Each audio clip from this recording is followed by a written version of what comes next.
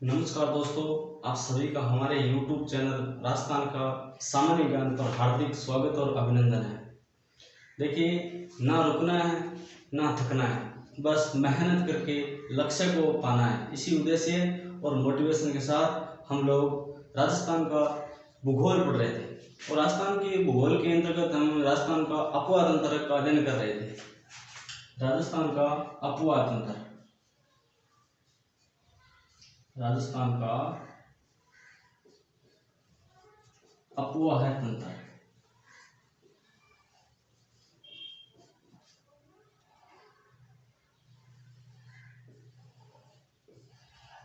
और राजस्थान के अपवाह तंत्र में हमने कल राजस्थान का आंतरिक अपवाह तंत्र पढ़ा था, थोड़ी बेसिक जानकारी ली थी। आज हम जो आंतरिक अपवाह तंत्र की जो नदियां प्रमुख है उनके बारे में विस्तार से अध्ययन करेंगे। जो आंतरिक अपवाह तंत्र की नदियों की चर्चा की थी, घग्गर नदी, कांतरी नदी, काकरे नदी, साबी नदी और मेंथा, खंडेल आदि जो प्रमुख नदियां है वो आंतरिक अपवाह तंत्र की नदियां हैं। आज हम आंतरिक अपवाह तंत्र की जो सबसे बड़ी नदी है घग्गर नदी, उसके बारे में अध्ययन शुरू करते हैं। घग्गर नदी,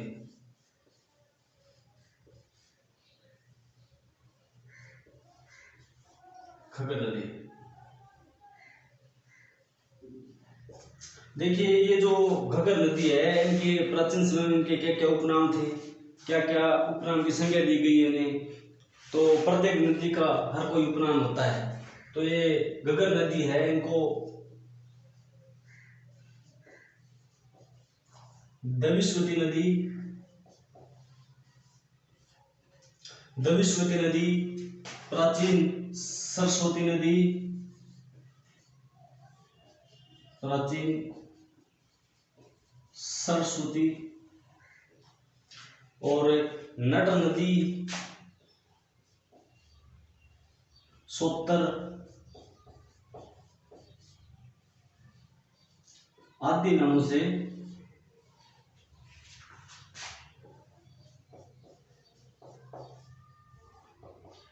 से जाना जाता है।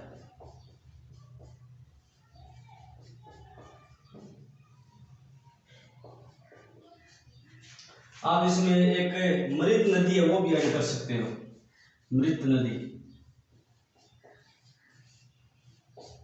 कोई भी नदी हो उनका उद्गम स्थल होता है। तो ये जो घग्गर नदी है, ये घग्गर नदी है, ये एक पहाड़ी से निकलती है, सभी को पता होगा।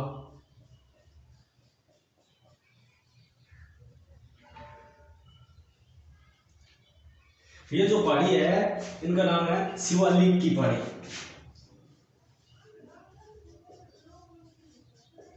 शिवालिक की पहाड़ियां, शिवालिक की पहाड़ियां। और ये शिवालिक की पहाड़ियां हैं, ये हिमाचल प्रदेश के अंदर पड़ती है। हिमाचल प्रदेश, हिमाचल प्रदेश। ये घग्गर नदी है, ये शिवालिक की पहाड़ियों से निकलती है इस तरह से,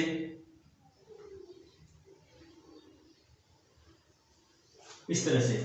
और आप राजस्थान का अध्ययन, मैप का अध्ययन करते हो तो इस तरह से राजस्थान का मैप है, इस तरह से। तो इस नदी का सबसे पहले उद्गम स्थल, यानी ये नदी जिस स्थान से निकलती है, जिस पहाड़ी से निकलती है उसे उद्गम स्थल कहते हैं। तो इस नदी का उद्गम स्थल है शिवालिक की पहाड़ियां, शिवालिक की पहाड़ियां, शिवालिक की पहाड़ियां। और ये शिवालिक की पहाड़ियां हैं, ये हिमाचल प्रदेश के अंदर पड़ती है, हिमाचल प्रदेश। तो नदी का उद्गम स्थल देख लिया हमने। फिर ये नदी राजस्थान के अंदर एक जिला है हनुमानगढ़, हनुमानगढ़ के अंदर टिब्बी नामक स्थान,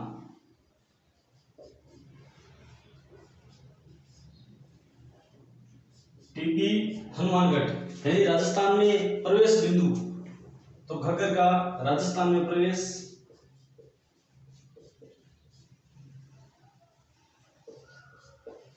राजस्थान में प्रवेश। घग्गर नदी राजस्थान में टिब्बी नामक स्थान से प्रवेश करती है।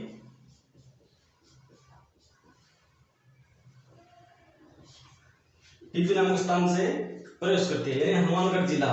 और ये नदी हनुमानगढ़ जिले से बहती हुई इस तरह से, और एक जिला और आपको पता है कटका था, गंगानगर, श्री गंगानगर।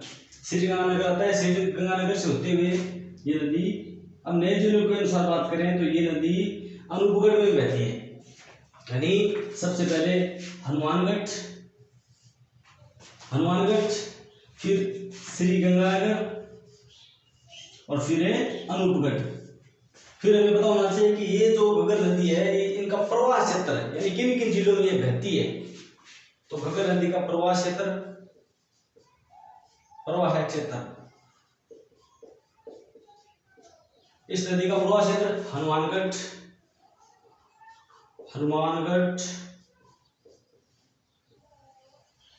श्री गंगानगर, हनुमानगढ़, श्री गंगानगर और अनूपगढ़। यानी पहले ये नदी है जो हनुमानगढ़ और गंगानगर दो जिलों में बहती थी, लेकिन ये जो नए जिले बने हैं, नए जिलों के गठन के बाद ये अनूपगढ़ जिला भी बना दिए गए, तो ये नदी अनूपगढ़ जिले के अंदर बहती है। यानी हनुमानगढ़, श्री गंगानगर और अनूपगढ़ 3 जिलों में बहती है।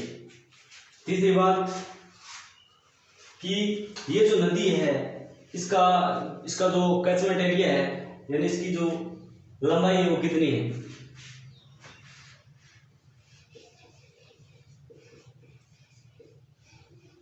देखिए, आंतरिक अपवाह तंत्र की कोई भी नदी हो, उनकी कोई निश्चित लंबाई नहीं होती है। तो ये घग्गर नदी है, इनकी अनुमानित लंबाई लगभग 465 किलोमीटर मानी गई है।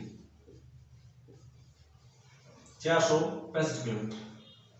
अगर घग्गर नदी के अंदर बाढ़ की स्थिति बनती है, यानी अगर पानी की आवक ज्यादा है, तो इनका पानी फोर्ट आवास, यानी पाकिस्तान के अंदर जगह है एक फोर्ट आवास, पाकिस्तान। यानी अगर इस नदी के अंदर बाढ़ की स्थिति बनती है, पानी की आवक ज्यादा है, तो इस नदी का पानी फोर्ट आवास पाकिस्तान तक चला जाता है। और पाकिस्तान के अंदर ये घग्गर नदी है, इनको हकरा कहा जाता है, हकरा। तो लिखेंगे कि घग्गर नदी में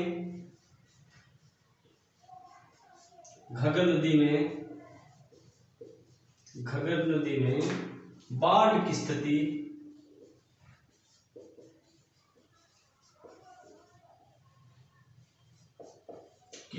होने पर या पानी की आवक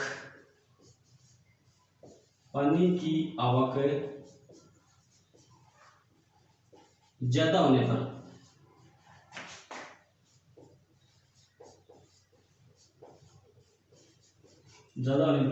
इस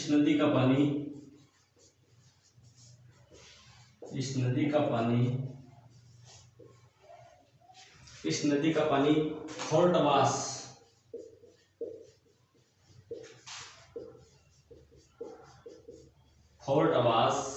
पाकिस्तान तक चला जाता है। फोर्ट आवास पाकिस्तान तक चला जाता है। और ये घग्गर नदी है, इनको अब पाकिस्तान के अंदर हकरा कहा जाता है, यानी पाकिस्तान के अंदर घग्गर नदी को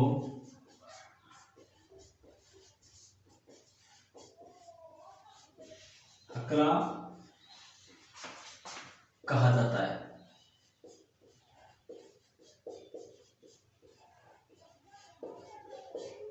हकरा कहा जाता है। और ये नदी जो हनुमानगढ़ के अंदर बहती है ना, हनुमानगढ़ के अंदर इस नदी को नाली कहा जाता है।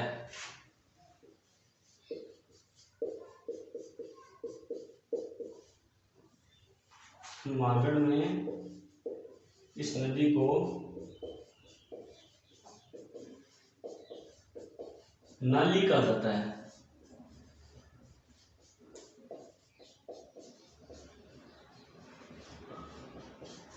और ये नदी जैसे श्री गंगानगर में प्रवेश करती है इस तरह से बहती है श्री गंगानगर में, तो श्री गंगानगर में इस नदी को सोडावाटी कहा जाता है तथा श्री गंगानगर में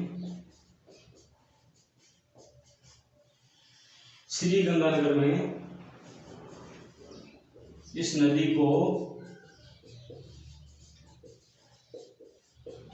नदी को सोडावाटी कहा जाता है। सोडावाटी कहते हैं।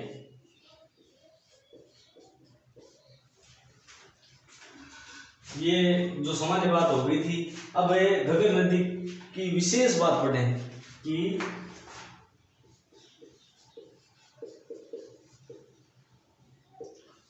आंतरिक अपवाह तंत्र की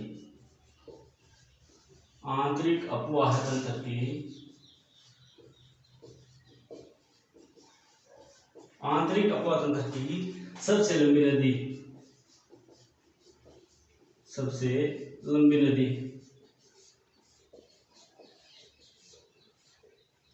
आंतरिक अपवाह तंत्र की सबसे लंबी नदी अगर कोई है तो घग्गर नदी है।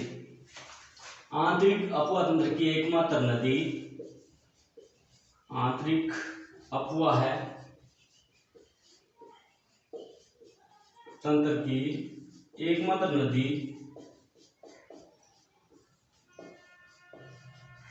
आंतरिक अपवाह तंत्र की एकमात्र नदी जो हिमालय से निकलती है।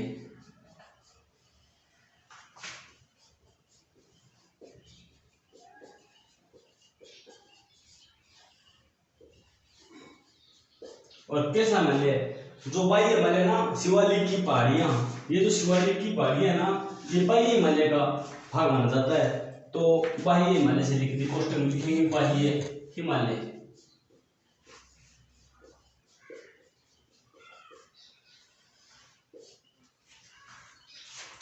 ये हो गई। और एक और राजस्थान में आंतरिक अपवाह तंत्र की आंतरिक अपवाह तंत्र की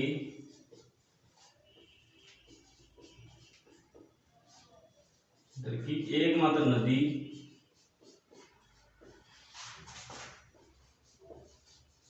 जो राज्य से या फिर हम कहें बाहर से निकलती हो।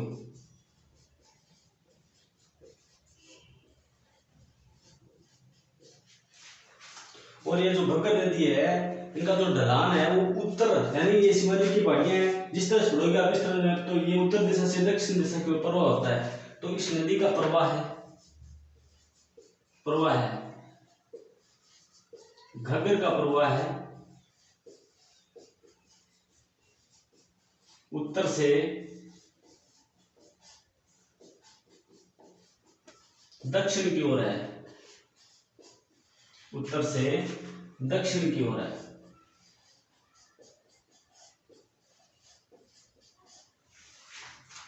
उत्तर से दक्षिण की ओर है।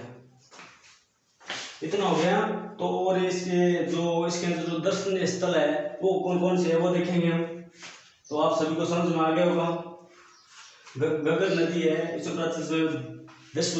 प्राचीन सरस्वती, मृत नदी, सोतर, नट आदि नाम से जाना जाता है। और ये नदी है शिवालिक की पहाड़ियां, जो हिमाचल प्रदेश के अंदर पाई हिमालय का भाग है, वहां से निकलती है और राजस्थान में टीबी हनुमानगढ़ से प्रवेश करती है श्री गंगानगर और अनूपगढ़ में बहती है। अगर पानी की आवक ज्यादा है, यानी बाढ़ की स्थिति बनी हुई है, तो इनका पानी फोर्ट अब्बास पाकिस्तान तक चला जाता है। और फोर्ट अब्बास पाकिस्तान के अंदर इस नदी को क्या कहा जाता है? हकरा। और राजस्थान में आंतरिक अपवाह तंत्र की एकमात्र नदी जो राज्य से बाहर से निकलती हो, और आंतरिक अपवाह तंत्र की एकमात्र नदी जो बाह्य हिमालय से निकलती हो। दूसरी बात, ये जो नदी घग्गर नदी, इसका जो प्रवाह क्षेत्र है उत्तर दिशा से दक्षिण दिशा की ओर है। आप सभी को आशा है मेरे को इतना समझ में आ गया। आगे बढ़ते हैं।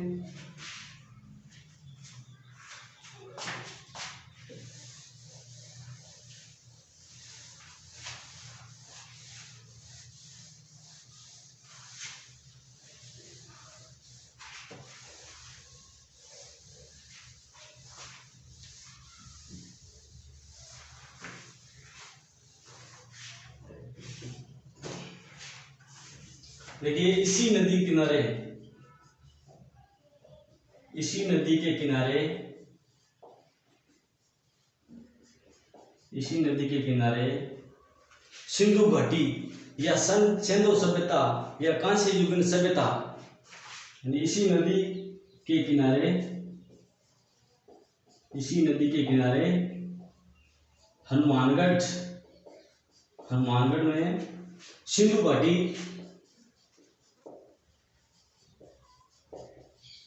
सिंधु घाटी या आपके सिंधु सभ्यता,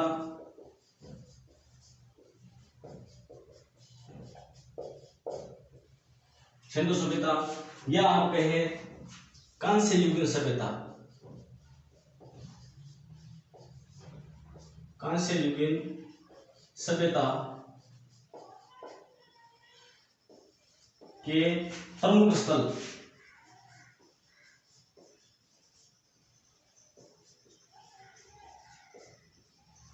प्रमुख स्थल कालीबंगा,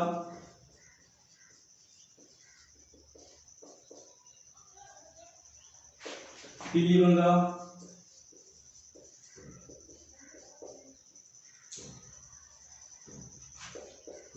रंग महल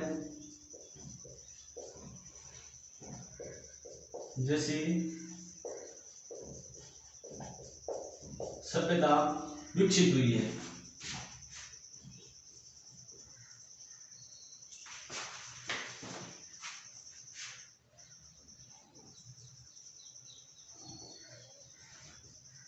सभ्यता विकसित हुई है।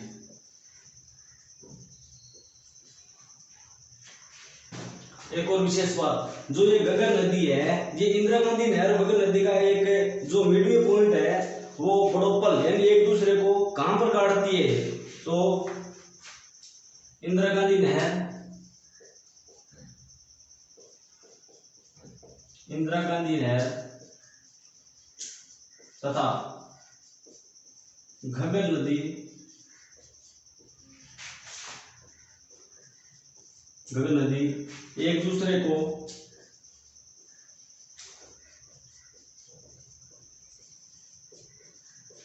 बड़ोपल,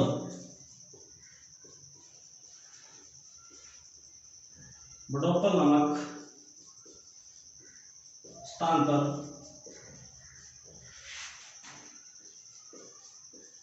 काटती है।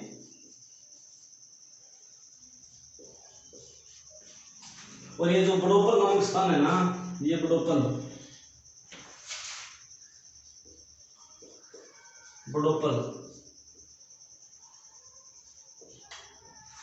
राजस्थान में सेम की सर्वाधिक समस्या से ग्रसित अगर कोई स्थान है तो जो बड़ोपल नामक स्थान है हनुमानगढ़ के अंदर है, वो सर्वाधिक ग्रसित है। इसे सेम की समस्या,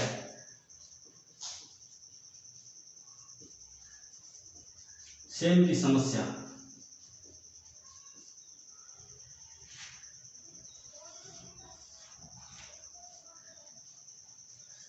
हनुमानगढ़,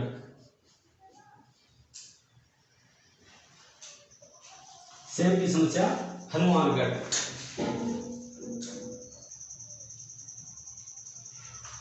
ये जो बड़ोपल नामक स्थान है सेम की समस्या से सर्वाधिक ग्रस्त है। अब सेम क्या होता है, देखिए हमारी जो भूमि है उसकी भी क्षमता सीमित है पानी सोखने की, तो जहाँ पर पानी ज्यादा इकट्ठा हो जाता है, जो इंदिरा गांधी नहर है उसके आर पार का जो क्षेत्र है वहां पर सर्वाधिक सेम की समस्या देखने को मिलती है हमें। यानी जो अत्यधिक पानी अगर इकट्ठा हो जाता है वहां पर है, तो वो जो भूमि है वो पानी सोखना बंद कर देती है और वहां पर दलदली भाग बन जाता है।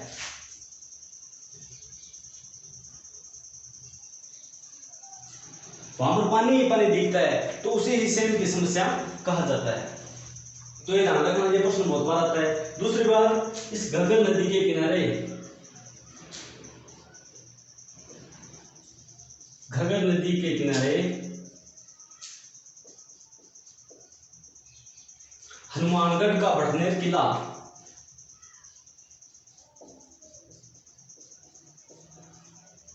घग्गर नदी के किनारे हनुमानगढ़ का बढ़नेर दुर्ग, बढ़नेर दुर्ग और भद्रकाली माता,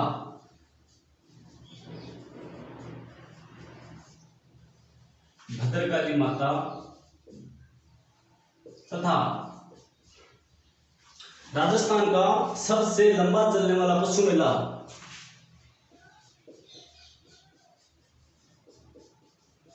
तथा राजस्थान का सबसे लंबा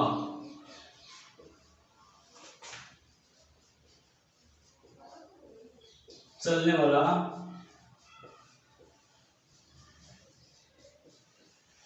मेला आयोजित होता है।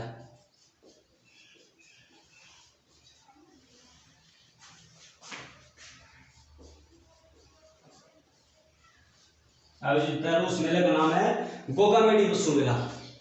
पोस्टर में लिखे हैं गोगामेडी पशु मेला।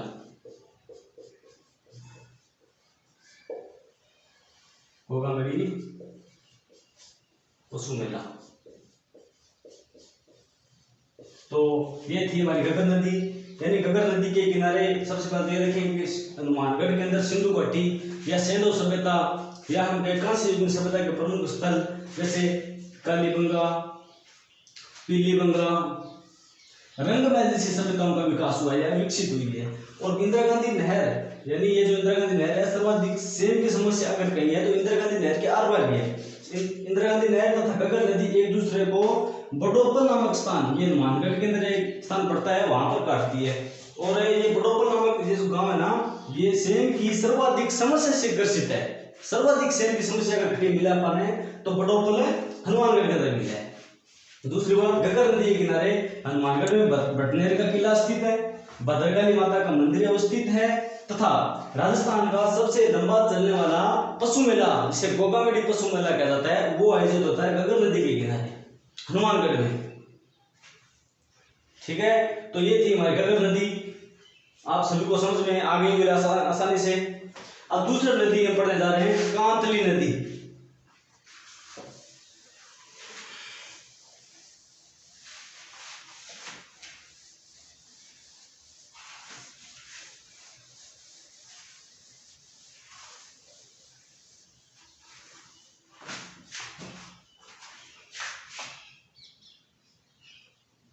दूसरी नदी आंतरिक उपातंत्र की कांतली।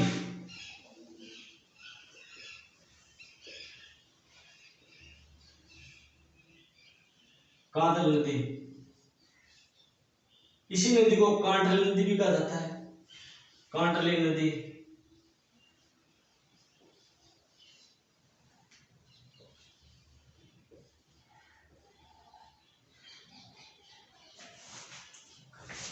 देखिए कांटल नदी है, इनका उद्गम स्थल देखिए सीकर के अंदर की जगह है।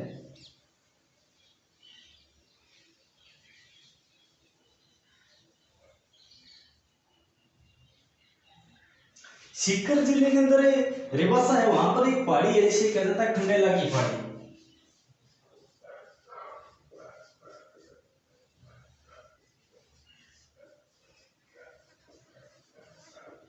खंडेला की पहाड़ी सीकर, यानी ये जो कांटल नदी है इसका उद्गम स्थल हम बात करें, हम कहां से निकलती है नदी, उद्गम स्थल की बात की जाए तो खंडेला की पहाड़ियां। खंडेला की पहाड़ियां, और ये खंडेला की पहाड़ियां कहां है सभी को पता होगा, सीकर जिले में। सीकर जिले में जैसे ये नदी सीकर से निकलेगी तो इस तरह से नीमका थाना में आएगी, फिर झुंझुनू में आएगी और अंत में ये चूरू जिला पड़ता है ना हमारा, चूरू, इसकी सीमा पर लुप्त हो जाएगी। तो सबसे पहले ये सीकर में तो निकलेगी, जैसे ही आगे चलेगी तो यहाँ पर एक जिला आएगा नीमका थाना, यानी नए जिलों के अनुसार बात करें नीमका थाना नया जिला बना दिया गया है। पहले ये नदी 2 जिलों में बहती थी, लेकिन नए जिलों के गठन के अनुसार ये नदी नीमका थाना में बहती है। जैसे ही नीमका थाना से आगे निकलेगी तो ये झुंझुनू को 2 बराबर भागों में बांटेगी, इस तरह से झुंझुनू 2 बराबर भागों में बांटती है। और जैसे ही चूरू की सीमा आती है तो ये नदी विलुप्त हो जाती है। तो इनका प्रवाह क्षेत्र देखें कि कांडल नदी का प्रवाह क्षेत्र, कांडल नदी का प्रवाह क्षेत्र, सीकर, सीकर नीम का थाना, सीकर नीम का थाना और झुंझुनू, झुंझुनू जिलों में यह नदी बहती है और चूरू की सीमा पर समाप्त हो जाती है। जैसे ये नदी सीकर से निकलती है और यहाँ पर इस नीम का थाना, पहले जो गणेश और सविता आप लोग पढ़ते हो वो नीम का थाना के अंदर आती थी, लेकिन सॉरी सीकर के अंदर आती थी, लेकिन नए दिनों के अनुसार बात करें तो ये जो गणेश और सभ्यता है ये जैसी आती है कांटल नदी तो नीम का थाना के अंदर सभ्यता विकसित हुई, जिसे कहा जाता है गणेश और सभ्यता, गणेश और सभ्यता, गणेश और सभ्यता। तो लिखेंगे कि कांटल नदी के,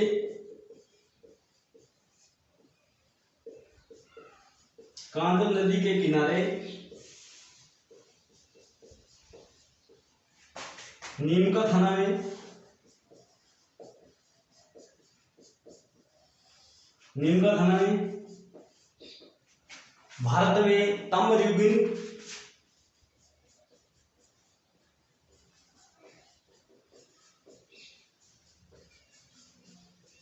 भारत में ताम्रयुगीन सभ्यताओं की जननी,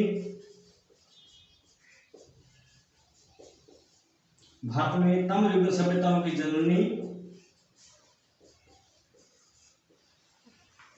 गणेश और सभ्यता की खोज की गई है,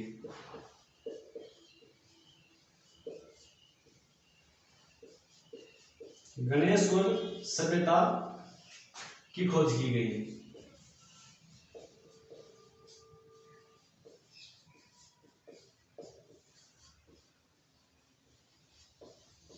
की गई है और ये जो कांदल नदी है इसी के अंदर पहले एक सभ्यता आती थी, आप सभी को पता, सुनारी सभ्यता जो झुंझुनू जिले में पड़ती थी, लेकिन नए दिनों के अनुसार बात करें तो झुंझुनू के अंदर जो खेतरी नामक स्थान था, सुनारी सभ्यता थी, वो अब नीम का थाने के अंदर आएगी, यानी इसी जिले में, इसी जिले में सुनारी सभ्यता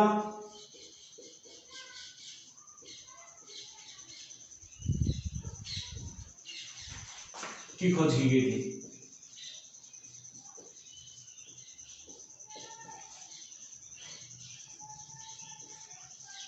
इसी नदी के किनारे यानी कांटल नदी के किनारे इस सुनारी सभ्यता की खोज की गई है। पहले ये सभ्यता झुंझुनू जिले में आती थी, आप सभी को पता होगा, पढ़ा होगा कि सुनारी सभ्यता जो लोहायुगीन सभ्यता का प्रमुख स्थल है, तो हम यहाँ लिख सकते हैं लोहायुगीन सभ्यता, लोहायुगीन सभ्यता।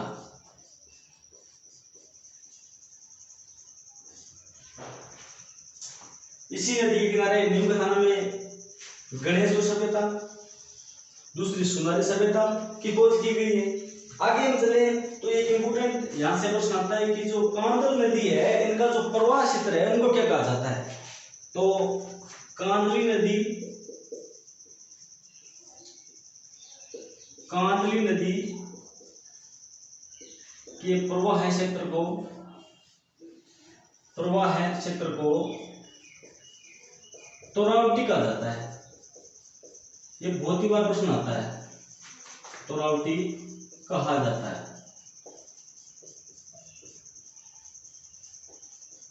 कांडल नदी का जो प्रवाह क्षेत्र है जहां जहां बहती है वहां पर इनको तोरावटी कहा जाता है। अब प्रश्न आता है जो हमारा जो भाषा और साहित्य का जो टॉपिक होता है उसके अंदर आता है तोरावटी बोली, तो तोरावटी बोली भी सीकर, नीम का थाना और झुंझुनू के अंदर बोली जाएगी, तो इस तरह से आप ध्यान रखना। दूसरी अगर हम बात करें तो कांडल नदी राजस्थान में पूर्णतः, राजस्थान में पूर्णतः बहने वाली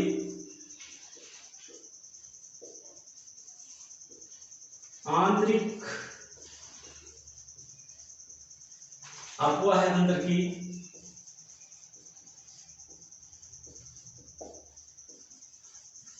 सबसे लंबी नदी है,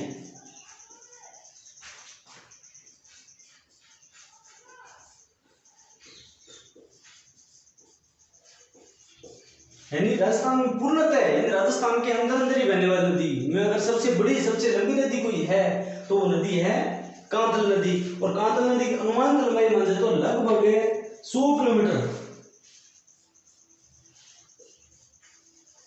किलोमीटर एरिया कवर करती है नदी।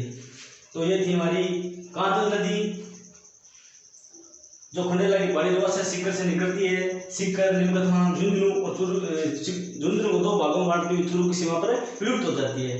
दोस्तों आप सभी को ये वीडियो बहुत अच्छा लगा होगा तो लाइक, शेयर एंड सब्सक्राइब करें। थैंक यू, धन्यवाद।